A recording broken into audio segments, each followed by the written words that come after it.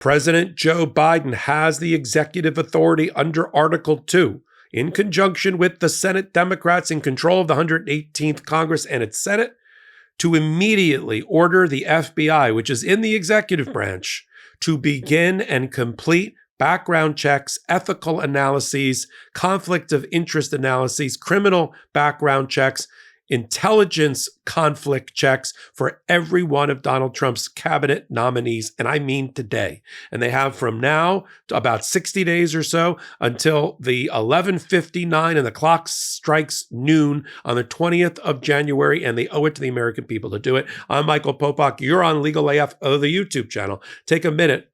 It's really important. Help us fight back against the Trump Project 2025 administration by joining our group here on Legal AF. Hit the subscribe button. Bring other friends. Do that too. Let's go forward. Michael Popok here. I'm at the intersection of law, politics, and the FBI background checks. Now, I'm not the only one calling for these things. Just over the weekend, Frank Fuglizzi, who used to be the deputy director of counterintelligence for the FBI, basically said the exact same thing. He said, "What are we waiting for?" I'm summarizing. I'll show you a clip in a minute. What are we waiting for? The Presidential Transition Act of 1963 that Donald Trump is completely flouting and thumbing his nose at and won't comply with because he's ethically compromised, he's criminally and morally compromised, and so is most of his cabinet nominees. They don't want to give up their businesses. They don't want to give up their ethics, their conflicts. They don't want to comply with ethics codes. And they want to continue to raise dark money from secret donors for secret purposes, which they won't be able to do once they sign the required presidential transition memos. And so that leaves a vacuum, and nature abhors a vacuum. That can be filled by President Joe Biden. I said this at an earlier hot take. I don't need dark Brandon powers. I need lame duck Joe Biden powers and lame duck 118th Congress powers. Until you're not the president any longer, you are the president of the United States. I feel like I'm giving a pep talk to Joe Biden. Order that the FBI investigate, and then you can publicize, and the Senate majority leaders, who are now Democrats, led by Chuck Schumer, can publicize the results of that investigation and let the people in the public square decide. The FBI checks are important. Criminal history, right? Financial integrity issues, being tied up in a ball with conflicts of interest. Is Tulsi Gabbard a Russian asset? People say she is. I'd like the FBI to get to the bottom of it. Do their interviews of other people if those candidates won't do it. Right? Nature abhors a vacuum.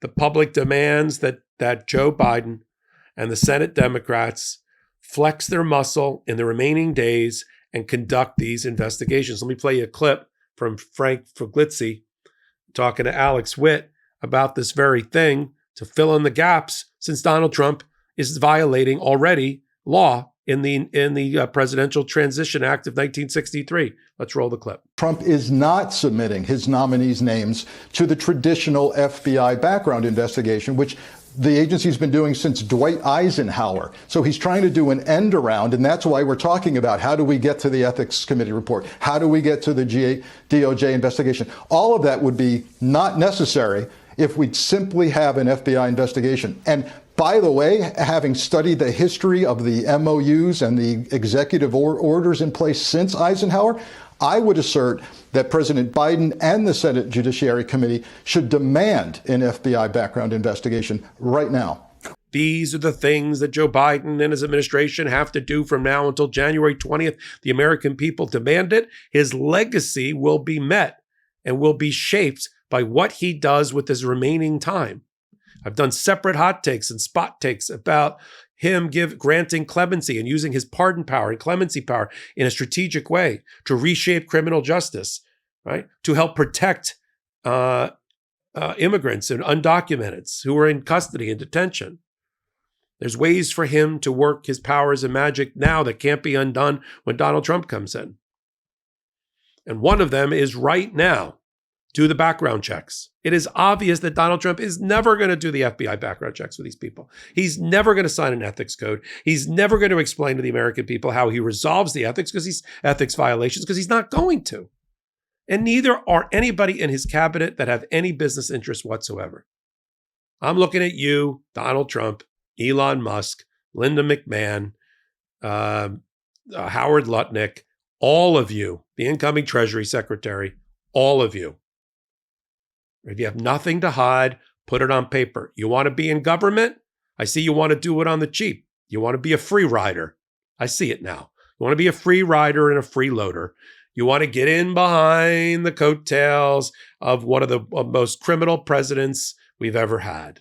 And that is going to be what's going to be written in your obituary and in your wiki page, that you avoided for the first time in American history any kind of background check, any commitment to an ethics code, and you just got in the back door through a backdoor kleptomaniac former president, now soon to be next president. Proud of yourselves?